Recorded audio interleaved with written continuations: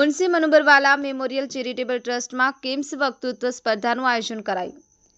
એમએમએમસીટી સંચાલિત હાજી વલી બાપુ દસાનવાલા પ્રાથમિક શાળા, અલીફ અંગ્રેજી માધ્યમિક પ્રાથમિક તેમજ માધ્યમિક વિભાગ, મુનીર મુનશી માધ્યમિક વિભાગના ધોરણ 6 થી 12ના વિદ્યાર્થીઓ માટે કેમ્સ વક્તૃત્વ સ્પર્ધાનું આયોજન કરવામાં આવ્યું.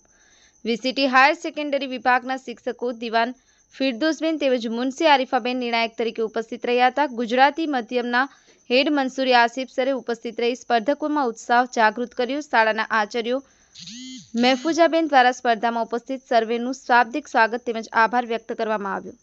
સાકિર દિવાન, જીએ ન્યૂઝ ગુજરાતી, ભરૂચ.